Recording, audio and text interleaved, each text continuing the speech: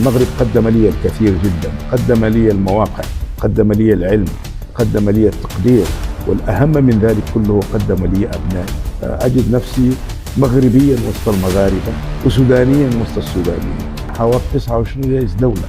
نيلسون مانديلا عندما زار المغرب مع ياسر عرفات أبو عمار، معمر القذافي، مع باراك أوباما وجورج بوش أيضا في واشنطن، مع جلالة الملك الحسن الثاني 3 مرات. قال لي من الواضح أنك عددت عدد كبير جدا من الأسئلة.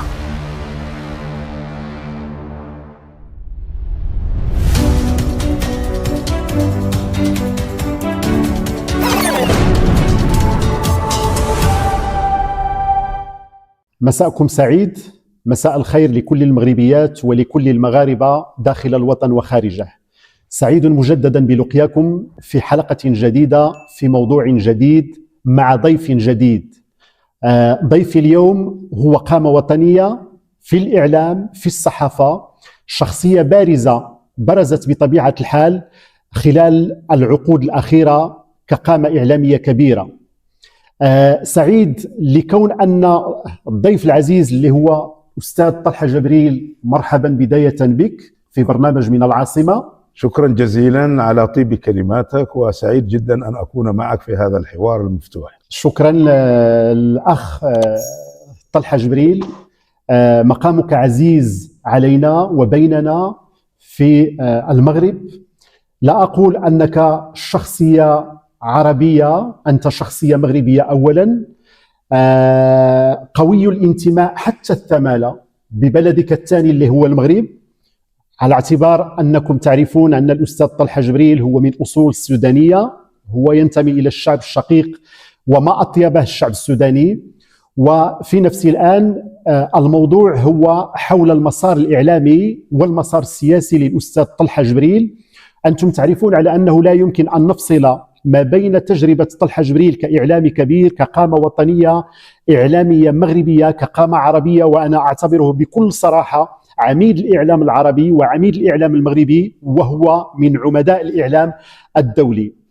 هو شاهد عيان بكل ما تحمله الكلمة من معنى، لأن اسمه ارتبط بالعديد من الأحداث السياسية الكبرى، عايش تطورات سياسية سواء في المغرب، سواء في المنطقة العربية، في القارة الإفريقية، عايش أحداث، عايش تغير أنظمة، عايش انقلابات، عايش ثورات حدثت على الصعيد الإقليمي وعلى الصعيد الدولي. وكيف لا، وهو الذي حاور رؤساء وزعماء دول.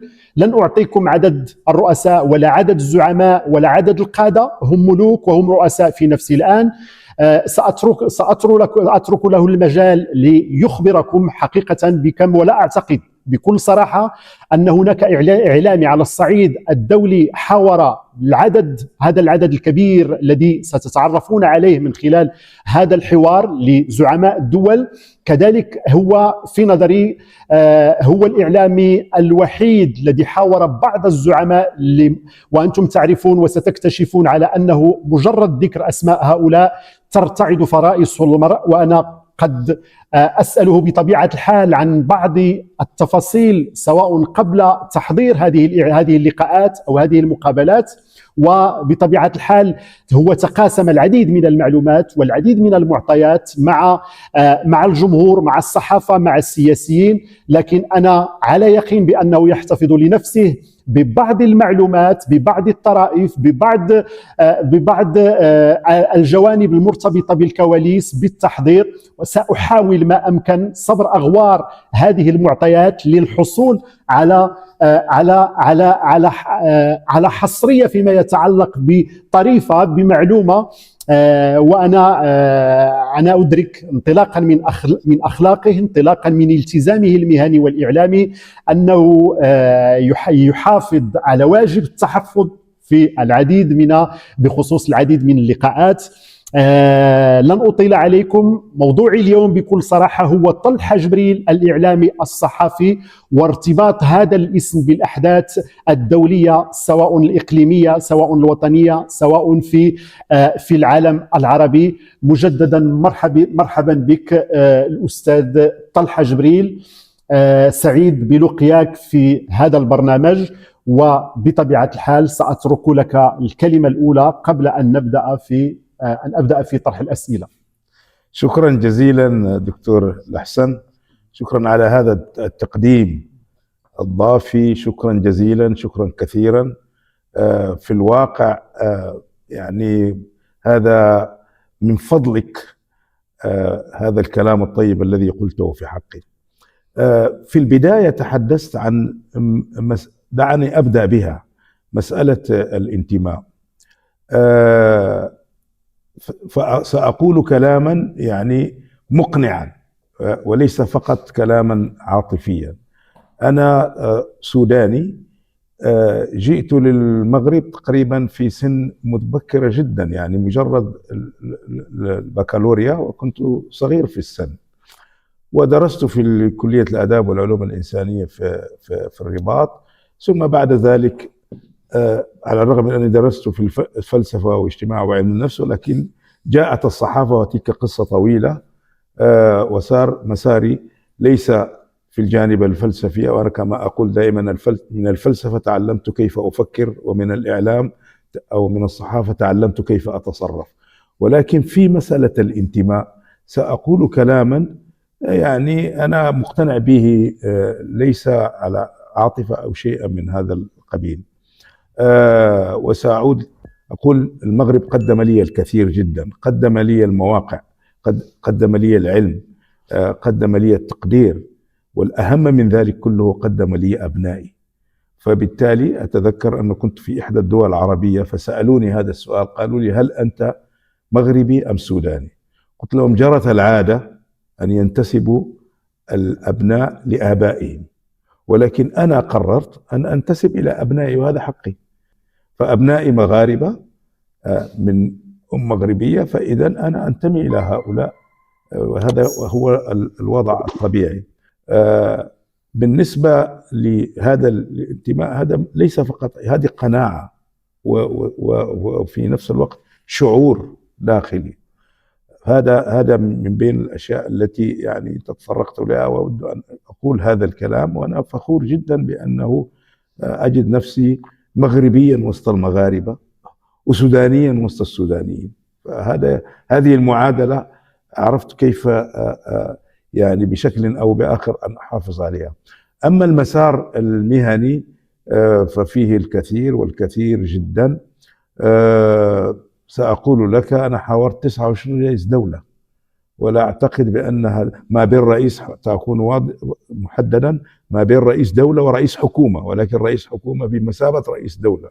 يعني دائما تستحضر شيء من هذه المسألة. رفيق الحريري في لبنان على سبيل المثال، هو صحيح كان رئيس حكومة ولكنه هو صاحب يعني صاحب القرار في لبنان. وقس على ذلك بنظير بوتو في باكستان، هي كانت رئيسة حكومة ولكن هي صاحبة القرار، وقس على ذلك. فبالتالي هذه يعني الحوارات حقيقة أكسبتني الكثير، وفيها فعلا الكثير والكثير والكثير. ولذلك يعني بشكل أو بآخر عندي هذا الطموح، هذا الأمل في أن أكتب كل هذه المقابلات ما جرى فيها. لا أود أن أعود إلى الأسئلة والأجوبة، ولكن الأجواء كيف التي مرت فيها وشيء من هذا القبيل.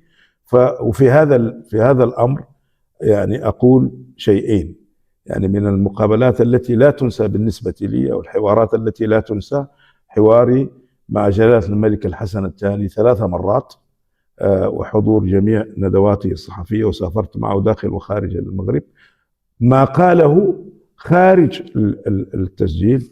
وأيضا حواري أنا أعتبر بأن من الحوارات النادرة جدا وهو مع باراك أوباما في واشنطن، وجورج بوش أيضا في واشنطن. مسألة أخرى أن من بين الحوارات التي يعني بقت في ذاكرتي مدة طويلة جدا نيلسون مانديلا عندما زار المغرب، وكيف حاورته. هو أساسا كان لا يريد أن يتحدث في كل شيء، إضافة إلى ذلك أنا لدي 3 حوارات نادرة جدا جدا مع ياسر عرفات أبو عمار. بكل موضوعية أقول بأنه استفدت كثيرا، وفي بعض الأحيان لا أبالغ، أنظر إلى وجهي في المرآة وأقول بأن كيف أنا استطعت أن أفعل ذلك، وتأتيني نوع من التساؤلات الذهنية، ولكن هذا هو الذي حدث بطبيعة الحال. هذا الأمر ما في شك أكسبني الكثير والكثير من التراكم فيما يتعلق بالمسار المهني. والأكيد في نظري هو أن تحاور 29 زعيما ورئيس دولة هو سمح لك بأن تكون رؤية معينة حول الرؤساء، حول عقلية الرؤساء. وأنا على يقين بأن هؤلاء أو من بين هؤلاء من تقاسموا معك في الكواليس ربما أسرار دولة، أو من تقاسموا معك قلق معين، أو تقاسموا معك حتى بعض المشاعر الإنسانية. وأنا لا أشك في ذلك، لأن بكل صراحة من يقابلك بطيبوبتك تفرض نفسك على من تحاور. والأكيد أن هذه الحوارات وهذه المقابلات، لأنني لم أسمع بكل صراحة حتى عميدة الصحفيين في الولايات المتحدة الأمريكية على ما أعتقد هيلين لم تحاور هذا العدد الكبير من الرؤساء. والأكيد أنه يشكل اختراق شخصي، اختراق سياسي لطلحة جبريل، لأنه بكل بساطة العدد والكم هائل، وهم رؤساء دول وازنون، وهم كذلك ملوك، وهم كذلك زعامات سياسية كبيرة. السؤال الذي يطرح نفسه بطبيعة الحال هو هل كنت تجري هذه الحوارات أو تطلب أنت هذه الحوارات بصفة شخصية، ويعني وتتابع وتؤكد وتفرض هذه الحوارات، أم كانت مرتبطة بمنبر إعلامي معين أو بجهات معينة؟ نعم، سؤال في بصراحة منتهى الموضوعية والمهنية. سأروي لك بعض يعني بشكل أو بآخر. مثلا فيليبي غونثاليس رئيس الحكومة الإسبانية كان جاء زيارة للمغرب، ولم يكن آنذاك للأمانة يعني لم يكن رئيس حكومة في ذيك الفترة. فالتقيت أنا في أصيلة وطلبت منه أنه إذا كان بالإمكان أجري معه حوار، وكان هناك صديق مغربي يجيد الإسبانية ويترجم. أنا أتحدث بالإنجليزية التي هو يعرفها إلى حد ما، وهذا الصديق يترجم إلى الإسبانية. فقال لي أنا ليست لدي شيء أن أقوله يعني الآن في الوضع الذي أوجد فيه. فقلت له أنا أعتقد بأن عندك الكثير الذي تقوله، لأن أنت فترة فاصلة في تاريخ إسبانيا، الانتقال من نظام يمكن أن نقول إلى حد كبير فرانكو نظام شمولي، إلى أنت شاب الذي استطعت أن تدشن فترة مهمة جدا في الانتقال إلى الديمقراطية والتعددية وما إلى ذلك. هذه واحد.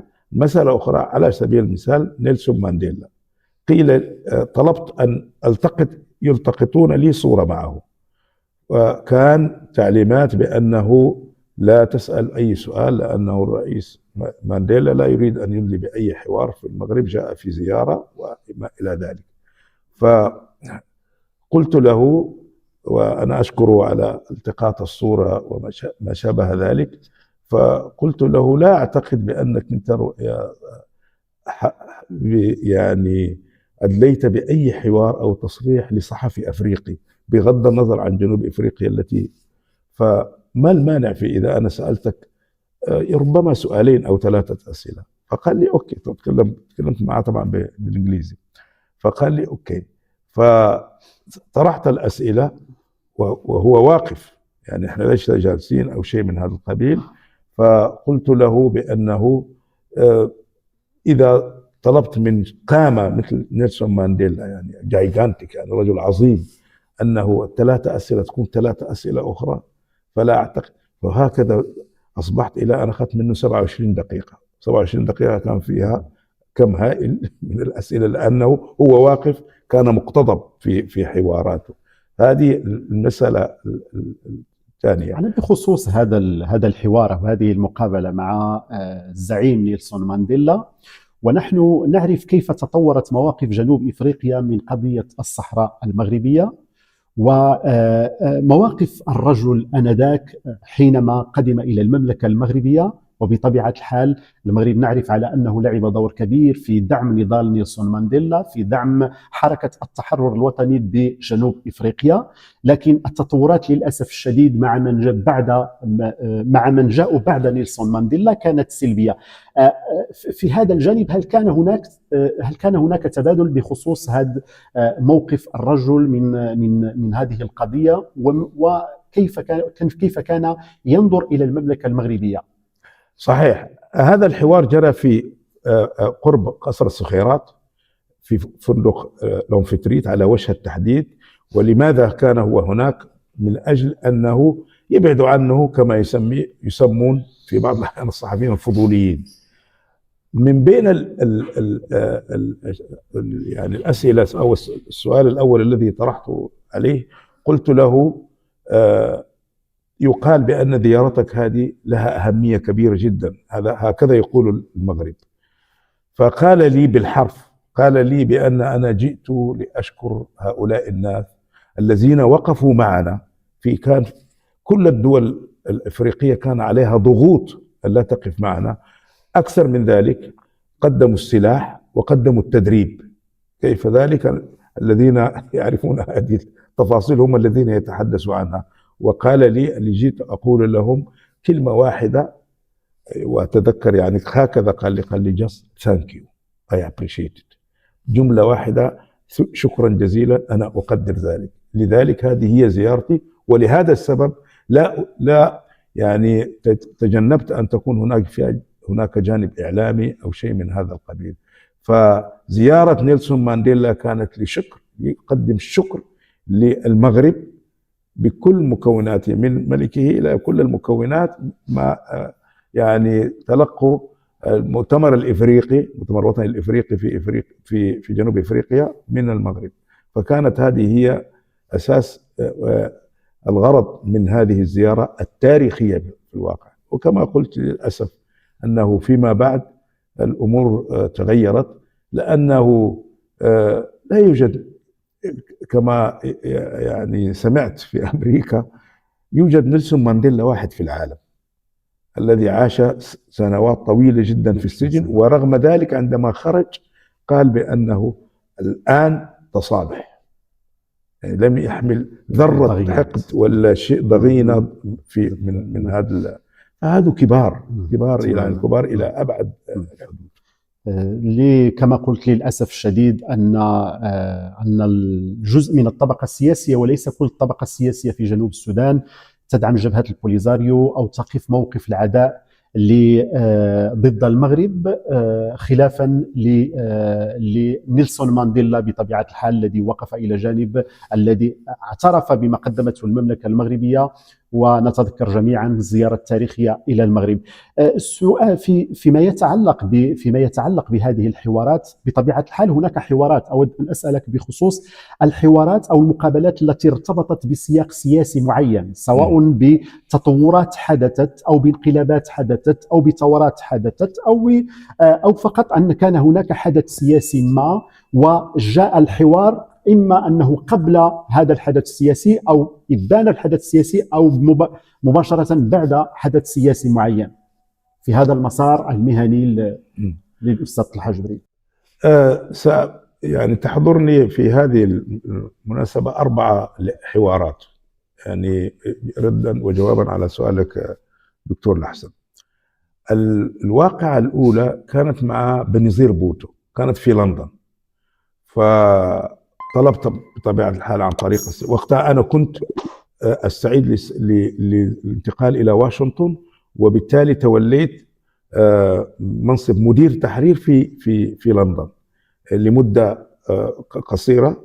4 أو 5 أشهر حتى على الأقل أتعرف على الطاقم بشكل أو بآخر، على اعتبار أنه مكتب واشنطن مكتب مهم جدا، يجب أن تكون لك علاقة مع كل الطاقم خاصة في التحرير المركزي. فكان جات هي وأخذت المبادرة، طلبت بأنه أنا أريد أن أسلم على هذه السيدة التي أصبحت رئيسة حكومة في بلد محافظ وهو الباكستان.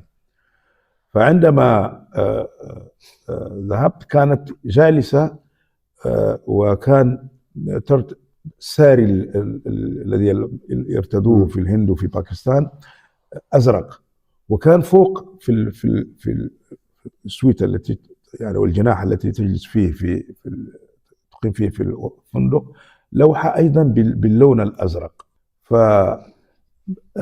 فسلمت عليها وكذا وكذا، وقلت لها أنا لفت انتباهي هذه اللوحة هذه وهذا الماتشنج، هذا اللون الأزرق في هذا الساري الجميل والأنيق هذه اللوحة. ف بشكل أو بآخر ارتاحت لهذه المقارنة، فقالت لي بأنه واضح بأنك أنت يعني التفت إلى شيء ربما أنا حتى ما انتبه لي. قلت له وبالمناسبة لو سألت سؤال أو سؤالين لا أعتقد بأن رئيسة الحكومة ستنزعج. قالت لي لا أبدا. فبدأ الحوار الذي استمر وأصبح حوارا. هذه الحالة الأولى. كان المرة الثانية في ذلك الوقت كنت رئيس تحرير صحيفة الصباح في الدار البيضاء، فوجهت لنا دعوة مجموعة من رؤساء التحرير يعني في المغرب لزيارة بريطانيا واللقاء مع توني بلير وقتها رئيس الحكومة. فقالوا لنا بأنه في أي سنة تقريبا؟ 2001، لأن هذه هي الفترة التي كنت فيها رئيس تحرير من 2000 من أبريل 2000 إلى حتى نوفمبر 2001 رئيس تحرير. المهم أنه قالوا لا توجد يعني إمكانية ولا شيء من هذا القبيل. فأنا قلت لهم بأنه أنا لا أريد حوار. كان وقتها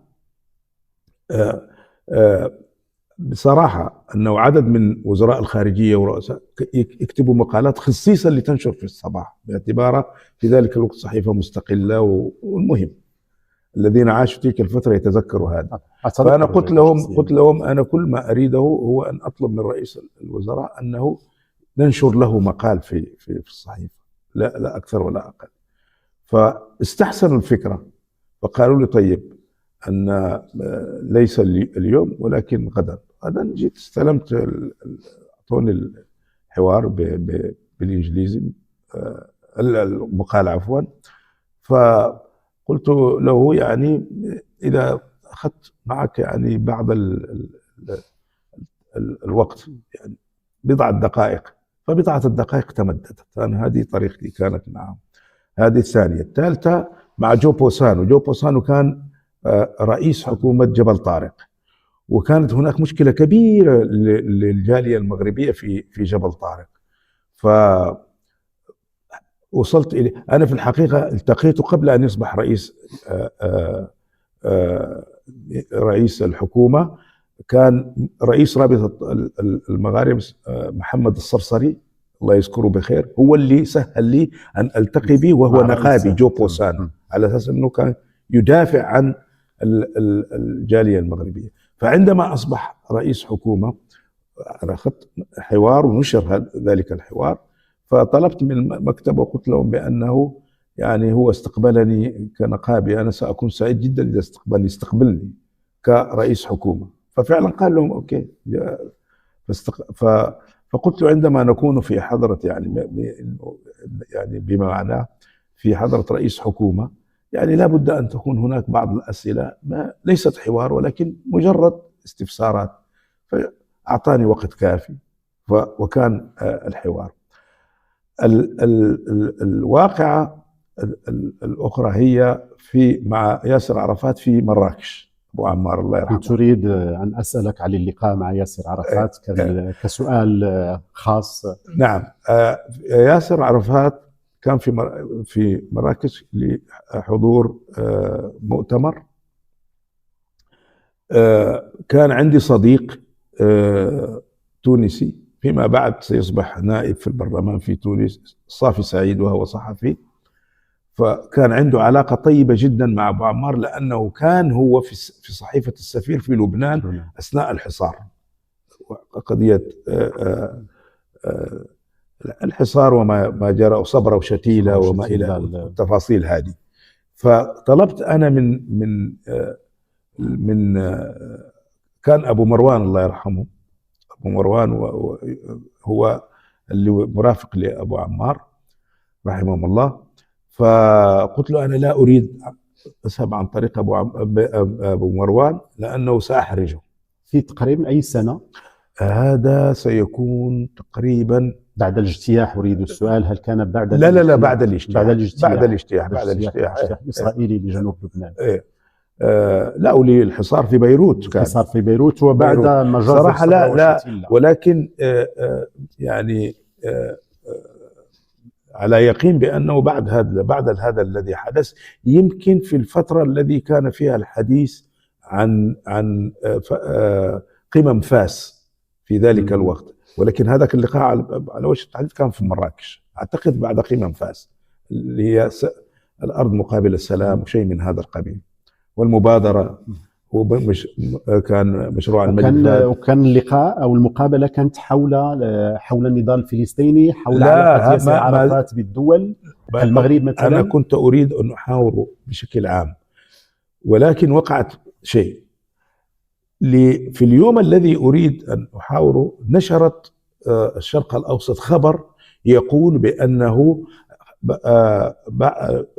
يعني اختطاف طائرة يمنية، وأنا ذاك علي عبد الله صالح من حلفاء يعني أبو عمار، فقال اختطفوا طائرة من يمنية وكانت لهجتهم فلسطينية. نشر هذا الخبر في الشرق الأوسط، قال إنه خاطفي الطائرة اليمنية. وأنت كنت تشتغل في الشرق الأوسط. أنا ذيك الساعة مدير مكتب الشرق الأوسط في المغرب العربي. كان إحراج كبير. فعندما ذهبت يعني سلم عليه وكذا، فاحتد الله يرحمه، لم يسلم عليه. كان يحضر هذا الواقع أبو مروان والصافي سعيد، وكان خالد الحسن أيضا الله يرحمه. فالمهم قال لي ما هذا الذي تفعلوه؟ تريد أن تفسدوا علاقتنا مع اليمن وتقولوا، علما بأننا ما عندي علاقة بهذا الخبر نهائيا. فأشار لي خالد الحسن رحمة الله عليه إشارة، قال لي يعني أهدى، وفعلا هذا يعني صار صورة عجيبة.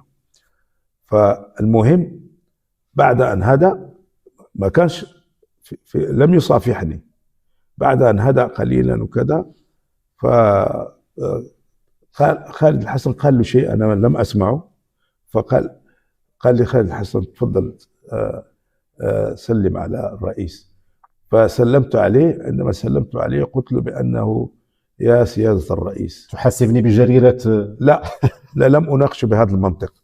قلت له بأنه أنا سأكون سعيد جدا لو يعني أعطيتني بعض من وقتك، سأكون أول صحفي سوداني حاورك، ونحن البلد اللاءات الثلاث، لا صلح ولا اعتراف ولا تفاوض بإسرائيل.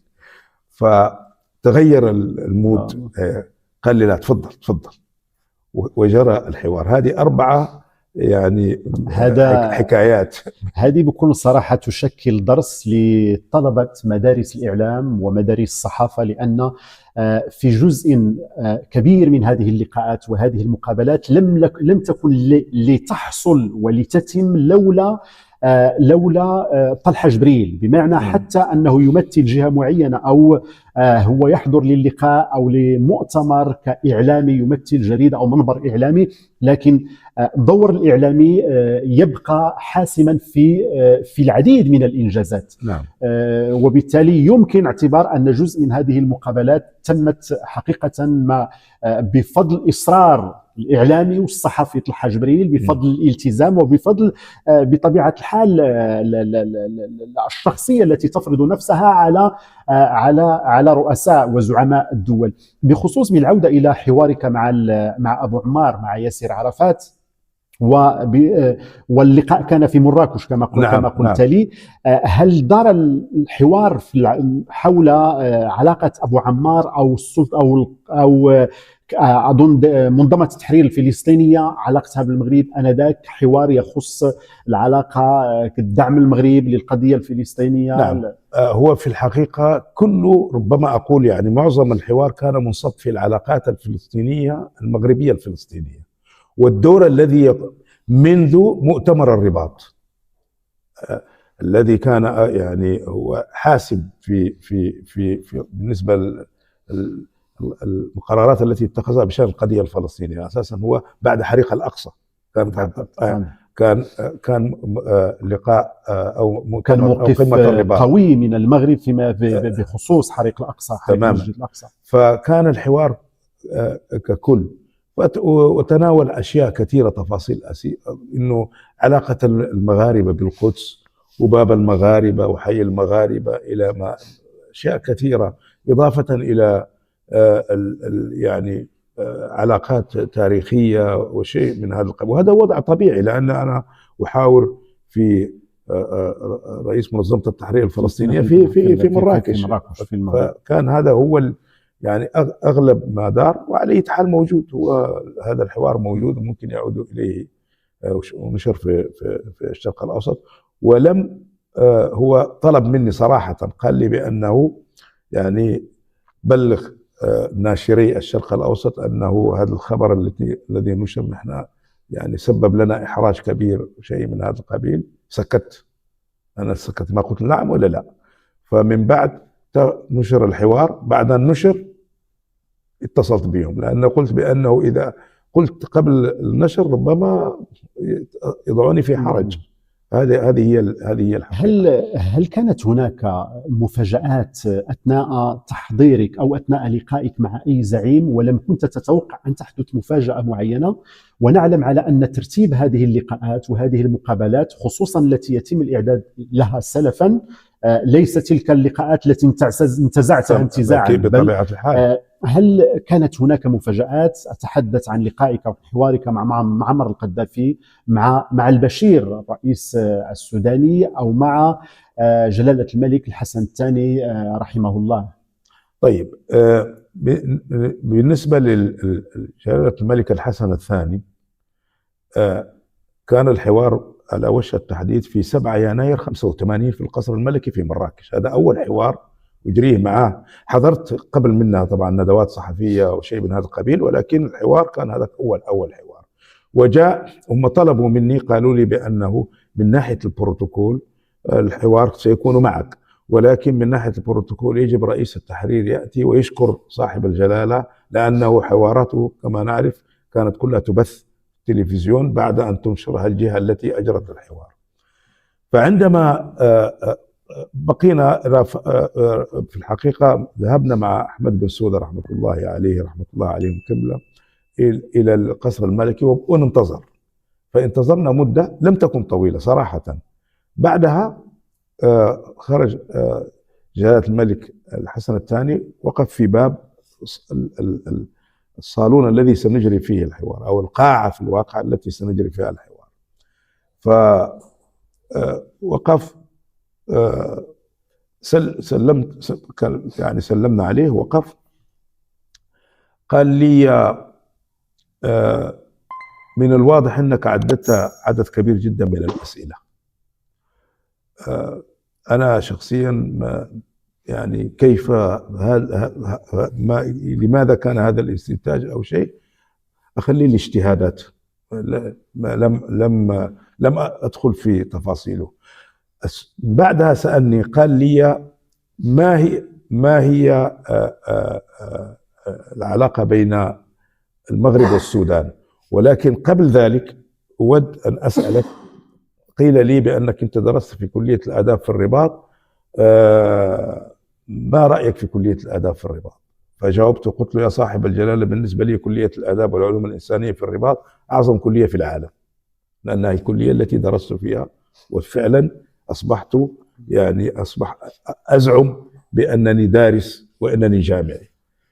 فقال لي: من الذي من كانوا أساتذتك؟ وبدأت أحسبهم له، كلهم أسماء محترمة ولها وزن كبير جدا في تلك الفترة. فعندما عددت الأسماء التي استحضرتها في ذلك الوقت: محمد عابد الجابري، عبد الرزاق الدواي، كبيرة، وازنة، طه عبد الرحمن، مبارك ربيع، عبد العروي كان بين حين وآخر، هو كان في المعهد ولكن كي يجي أيضا لنا محاضرات. صفوة المثقفين وصفوة الأساتذة في عبد السلام بومجديل. المهم، فقال لي بأنه: وابقى عقلك في مكانه. قال لي هكذا: يا لطيف يا لطيف، قال لي: وابقى عقلك في مكانه. قلت له: يا صاحب الجلالة، أخذت منهم أفضل ما لديهم، أما الأمور الأخرى فلا علاقة لي بها. فمن بعد سنوات، لأن بعض الأسماء كانت محسوبة على المعارضة وكذا كذا. المهم، من بعد سنوات قال لي: أنا لفت انتباهي عندما لم تحاشيت أن توجه أي انتقاد لأساتذتك. بعد مدة، بعد ما أصبحت العلاقة أكثر، نقدر نقول هو ملك يبقى ملك وأنا صحفي، ولكن فيها نوع من نقول بأنه القرب، هذا نقدر نصفها بهذه الصفة هذه. من بعد قال لي، عندما سألني عن العلاقة، ما هي العلاقة بين السودان والمغرب؟ قلت له: يا صاحب الجلالة، أنا أعرف 3 أشياء. المغرب مالكي ونحن مالكيين، على الرغم من أنه الشافعيين جيران اللي هم في مصر، ولكن أخذنا المذهب المالكي. الطرق الصوفية اللي موجودة في المغرب كلها موجودة في السودان. وهناك مسألة استرعت انتباهي أنا شخصيا، لا أدري إذا كان الناس انتبهوا إليها: البلدين الوحيدين في العالم العربي والإسلامي عندما يتوفى زوج أي سيدة، عوض أن تلبس الأسود كما هو شائع في العالم العربي والعالم الإسلامي، تلبس الأبيض.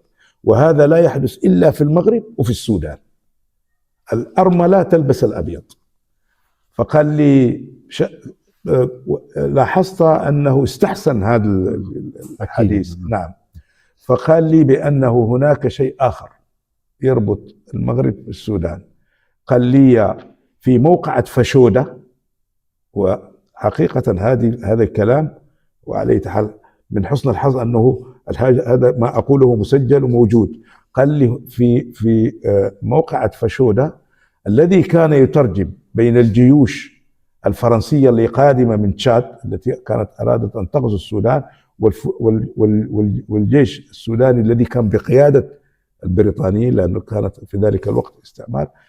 قال الذي كان مترجم مغربي من الفرنسية إلى العربية. فمن بعد فتح لي قلت له: بالمناسبة يا صاحب الجلالة، أنا نسيت أن أقول بأنه هناك قبيلة مغربية، آخر إحصاءات تقول بأنهم أزيد من 500,000، لأن المغاربة كانوا يذهبون في سنوات طويلة عبر القوافل إلى الحج، ولا بد أن يمروا بالسودان ويعبرون البحر الأحمر لأنه عندما تقف في بور سودان، المدينة التي الآن انتقلت إليها الأضواء، تشاهد الإضاءة في جدة. فقلت له: كثير منهم بقوا، وبالتالي أصبح موجود هذا الأمر. فهذه من الأشياء التي لا يمكن أن أنساها ذلك الحوار. وفي الحقيقة يبدو بأنه كان هو مدخل لهذا الموضوع. أما معمر القذافي، فأقول لك ماذا حدث على وجه التحديد. ألقى خطاب يهدد فيه بنسف صحيفة الشرق الأوسط في لندن، على أساس أنه فتحت صفحاتها لما كان يسميهم هو الكلاب الضالة، أي المعارضة. فبعد ذلك جرى اتصالات مع بعض الليبيين، كان من بينهم محمد أبو القاسم الزوية اللي سفير هنا، على أساس نسب اسم صحفي يجري حوار معه وننشره ونغلق هذه الصفحة. ف يبدو بأنه المسألة كانت شوية أنا ما كنت بصراحة أعرف هذا الجانب، ولكن اتصل بي رئيس التحرير، كان الموضوع عنده حساسية مرتبطة بالسياق. اتصل بي عثمان العمير رئيس التحرير الشرق الأوسط آنذاك، قال لي أنت اللي تمشي، قال لي إذا مشى أي واحد آخر الله أعلم يصبح موسى صدر آخر. تماما.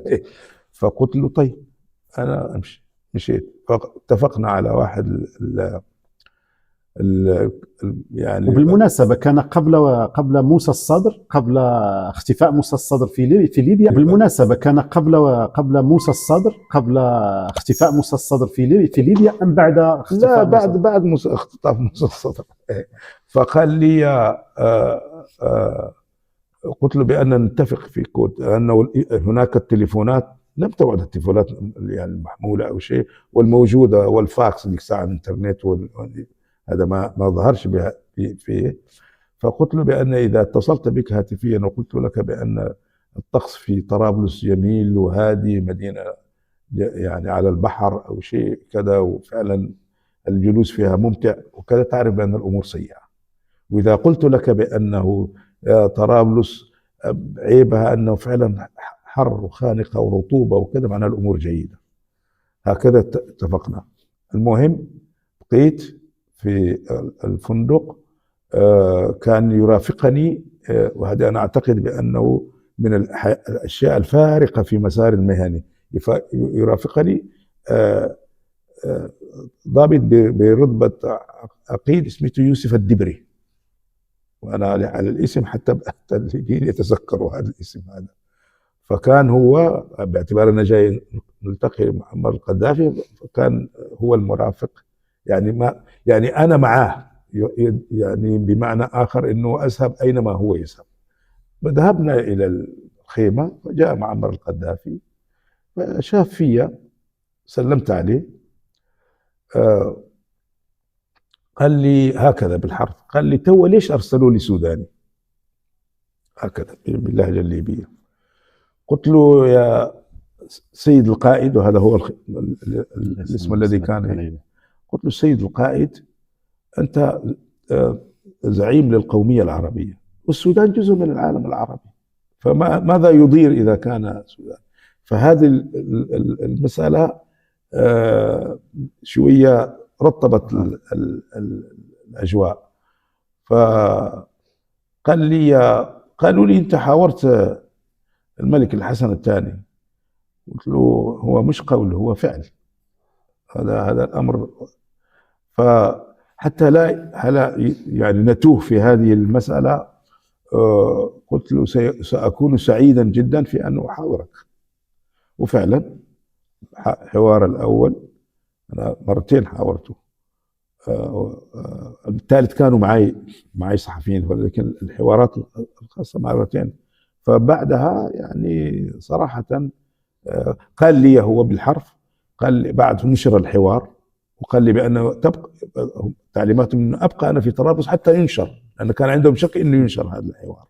ولكن أنا حاولت بقدر الإمكان ألا يعني أعطي مجال أنه يعني ينتقد أحد القادة العرب أو شيء من هذا القبيل نهائيا.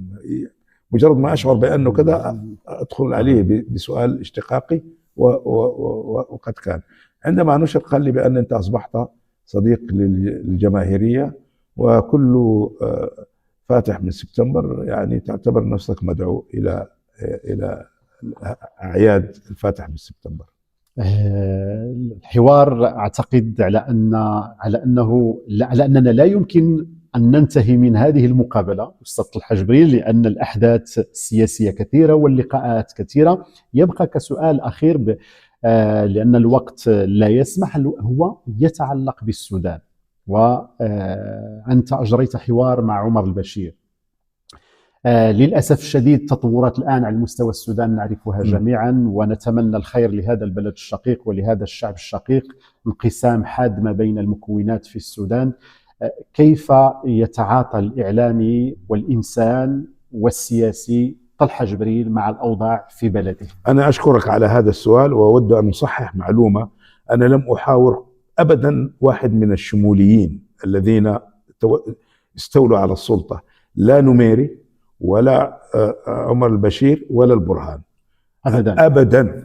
وأنا موقفي في أغسطس 2021 قلت بأن سيأتي نظام، وأنا في الخرطوم وفي حوار موجود في صحيفة موجودة عندي، من يريد أن يعني كان لديك موقف رافض أنا أقول بأنه هؤلاء قامت ثورة 2018 وأسقطت نظام عمر البشير الشمولي في أبريل 2019، وهذو اللي جاءوا في مجلس السيادة منهم البرهان منهم حميدتي، قلت هؤلاء اختطفوا الثورة، وأنا أخشى بأنه سيكون هناك نظام شمولي رابع من أسوأ الأنظمة. وأكثر من ذلك قلت بأن أقول لكم انتبهوا، ستندلع حرب أهلية في هذا، وهذا ما حدث. هذه بالضبط في أغسطس 2021 في صحيفة اليوم التالي السودانية، وموجودة عندي، قلت هذا الكلام. السؤال المحير بكل صراحة هو أن الكل العرب يعرفون طيبة الشعب السوداني وسلمية الإنسان السوداني، هو إنسان مسالم. أنا لا أحيي من هذا المنبر طلبة كانوا معي في جامعة محمد الأول بوجدة، علي حيدر فيصل، مجموعة من الطلبة الطيبين، كانت لهم انتماءات سياسية، حزب المؤتمر، الجبهة الشعبية قبل انفصال الجنوب. لكن لماذا التاريخ السياسي السوداني، لماذا هذه الانقلابات، ولماذا لم تتأصل هذه الثقافة على مستوى البناء السياسي للدولة، ثقافة الديمقراطية وثقافة السلام بين مكونات المشهد السياسي السوداني؟ نعم، سأقول لك بكل موضوعية. أنا أعتقد بأن السبب الأساس في السودان هو العسكريتارية، المؤسسة العسكرية التي تأسست في 1925 وأسسها البريطانيون، مش هذه المؤسسة في واقع الأمر ترسخت لديهم فكرة بأنه هم جائين، ليس جيش لحماية الحدود كما هي الجيوش، ولا يعني يقوم بدوره كحفظ الأمن بشكل عام أو شيء من هذا القبيل. لا، هم هذه المؤسسة كل ما تعتقد بأن الأمور من وجهة نظرها بأنها تسير في اتجاه غير صحيح، أنه من حقهم يستولوا على السلطة. ولذلك أكثر بلد وقعت فيه انقلابات في السودان، وأكثر بلد خاض حرب قوات المسلحة خاضت حروب ضد يعني جماعات من المدنيين، المؤسسة العسكرية.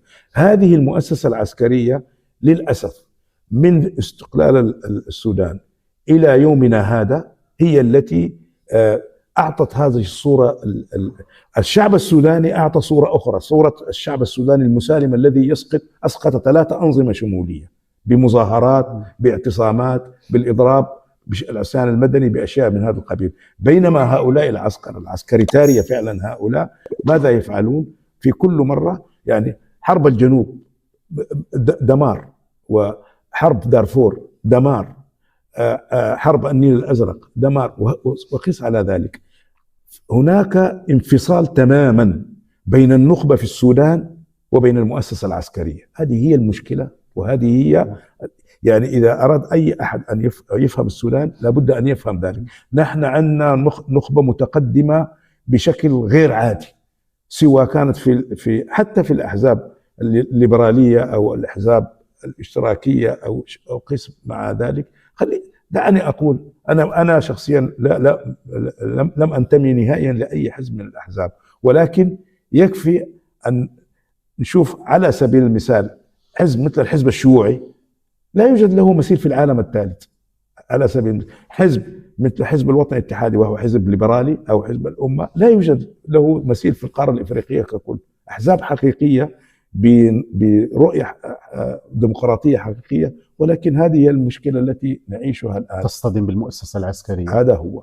إذن الآن جاء هذا البرهان، هو كان في دارفور، هو الذي جاب حميتي إلى الخرطوم، وفرضوا نائب رئيس مجلس السيادة، والآن حولوا البلاد إلى خراب ودمار وكل شيء. وأنا لماذا أركز وأشدد على أنني قلت هذا الكلام في الخرطوم؟ حتى لا أحد يقول لي بأنه أنت خارج السودان تقول هذا الكلام. قلت هذا الكلام ونشر وكل شيء داخل السودان في أغسطس 2021.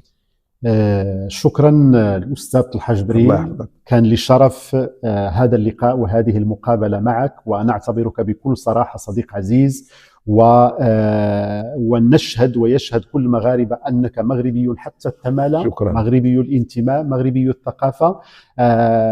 مسارك الإعلامي ومسارك السياسي ومسارك الشخصي تأسس هنا في المملكة المغربية منذ أن كنت طالبا، وبكل صراحة أنت رمز للنجاح بكل ما تحمله الكلمة من المعنى، لأنك مناضل على جميع المستويات.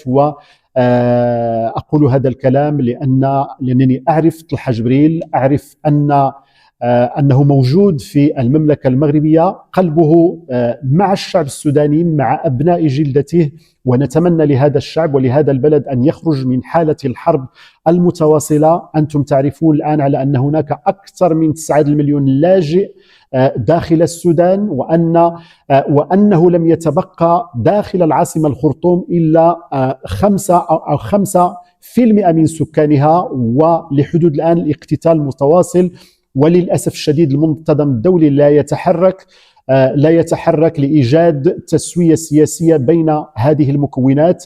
نعرف كذلك أن البلد الشقيق أن السودان يزخر بالثروات الطبيعية، وهو ما يشكل حسرة كبيرة لكل من يحب السودان ويحب الشعب السوداني. شكرا لمتابعتكم، وإلى حلقة قادمة إن شاء الله في برنامج من العاصمة. تحياتي لكم. شكرا أستاذ طلحة جبريل. شكرا جزيلا دكتور الحسن، وشكرا على طيب كلماتك، وأتمنى كل النجاح لهذا البرنامج. شكرا أستاذ طلحة، بارك الله فيك.